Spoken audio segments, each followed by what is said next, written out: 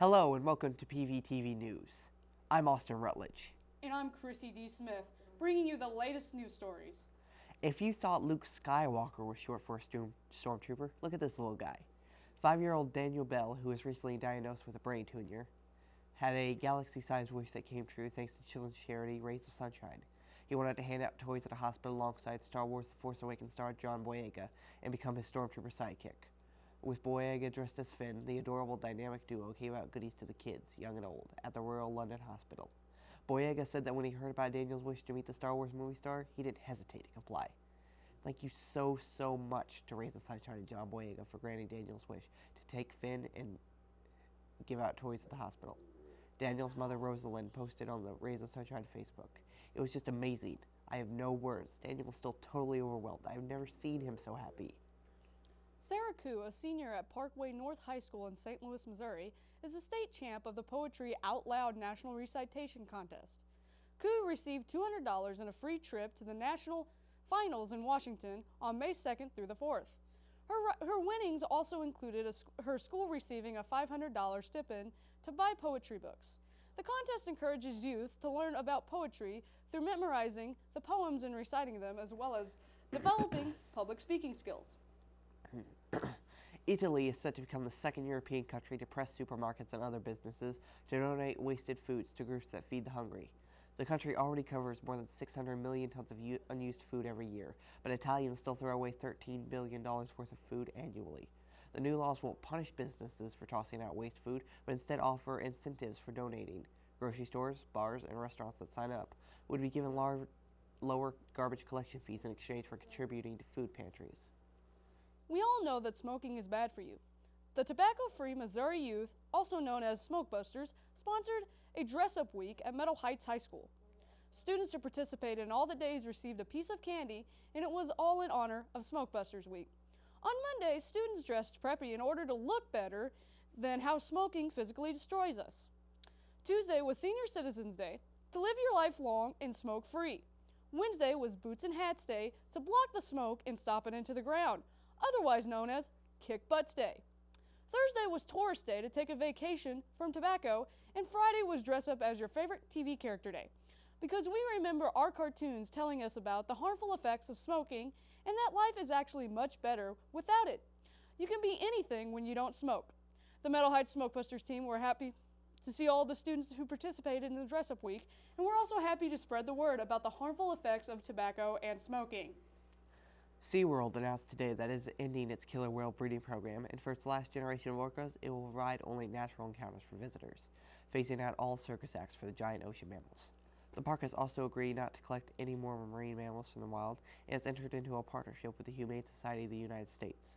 The aquatic animal park has been under mounting pressure over the killer whale shows at its parks in Florida, Texas, and California, and says it will phase out its plans by next year in San Diego, and in all locations by 2019. SeaWorld promised last year it would phase out its killer whale show at its San Diego, California park after mounting pressure from the state and animal activists. A California commission later banned the orca breeding program at that park. A skittish mother dog's entire world changed when a shelter worker stepped into her cage, bringing the one thing that could never be replaced: her 4 lost puppies.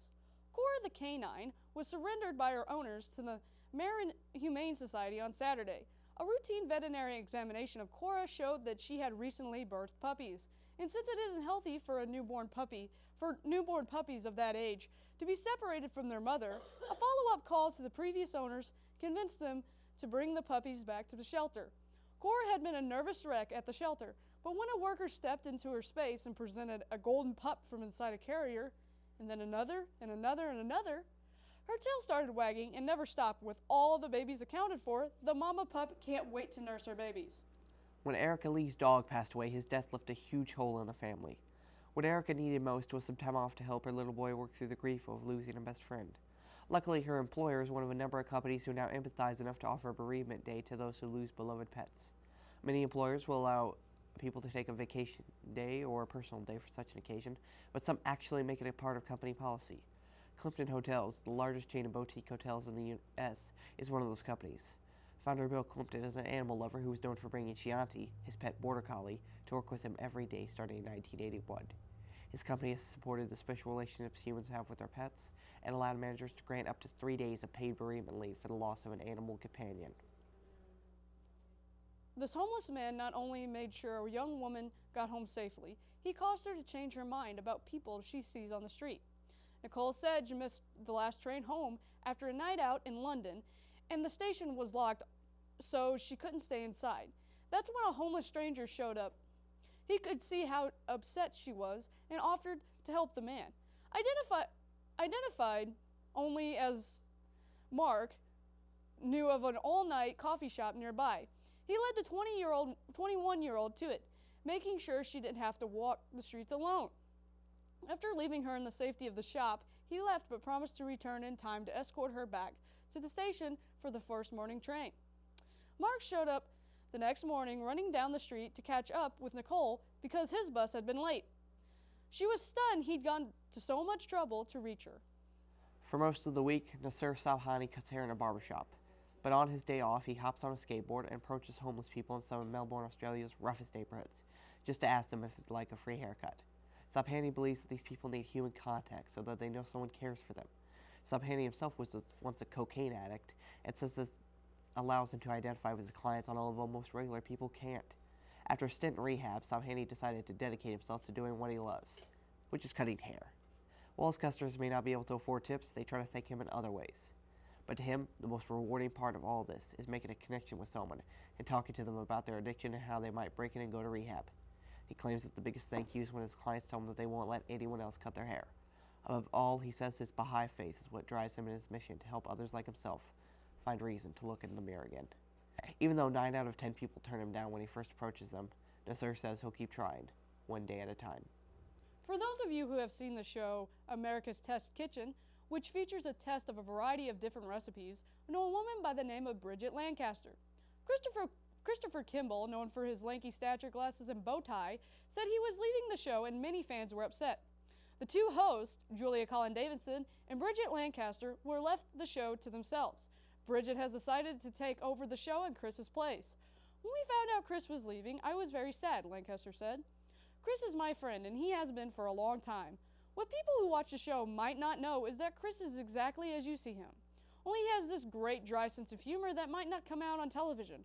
But he is also so exacting. The whole idea of Test Kitchen came from him.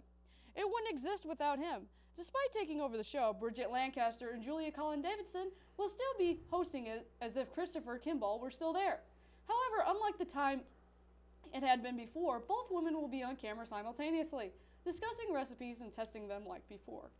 President Barack Obama signed a trade bill that went into effect last week, which finally banned the importation of products and goods marketed on the backs of slaves. The prohibition was a tiny part of a massive congressional bill called the Trade Facilitation and Trade Enforcement Act of 2015, which effectively severs the supply of seafood caught by Thai slave workers, gold mined by children, and clothing sewn by abused Bangladeshi women. Awareness of slave worker exploitation was brought to light in a report by the Associated Press last year, and since then more than 2,000 Thai workers have been rescued by officials. The amendment closes an 85-year-old tariff law loophole that allowed importation of these goods if there was American demand that could not be filled by other supply lines. It's embarrassing that for 85 years the United States let products made with forced labor into this country, and closing this loophole gives the U.S. an important tool to fight global slavery, Senator Sherrod Brown, who initially proposed the amendment, told the Associated Press. When a classmate posted on social media calling her a fat whale, this brave teen turned the act of cyberbullying into an online effort to save real whales. Danny McMillan, who goes by Dee, discovered a Twitter account called Dee the Fat Whale, featuring a picture of her with a whale over her face. On the verge of tears, she reached out to her role model, the plus-size model, Laura Lee, when Dee remarked that she probably should make a t-shirt to show the bullies hadn't gotten to her. Laura cheered the idea as a way to turn the experience into something good. Dee set up an online page selling custom t-shirts, exclaiming, "Dee the Fat Whale saves the whales," along with a GoFundMe page to raise money for the California-based Save the Whales. In a little over 2 weeks, Dee's raised more than $2,000 for the Save the Whales, and the Twitter account mocking the teen has been taken down. First grader Natasha Fuller was diagnosed with prune belly syndrome at birth, causing her to need dialysis 3 times a week. Because of various infections, she was repeatedly taken off the transplant list. Her grandmother, Chris Fulton, thought she was being called into the principal's office because her granddaughter had done something wrong. But she learned that one of the teachers in the school, a woman who reportedly hadn't even taught the young girl, volunteered to be a donor and was a match. Natasha will finally get the kidney she so desperately needs. There are many heroes in animal rescue, and sometimes that hero can be another dog saving himself while saving another.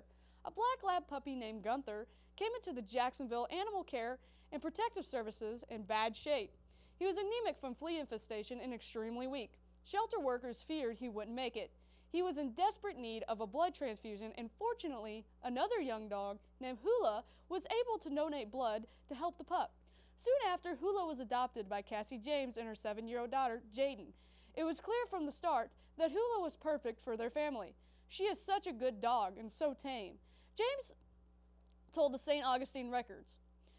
And she's so good with Jaden. 2 days later, James and her family were surprised to be contacted by a local Florida TV station. The station was doing a story on blood donor dogs and wanted to include Hula's story.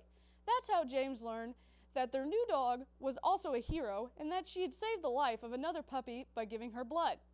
James agreed and brought Hula to the station for the interview.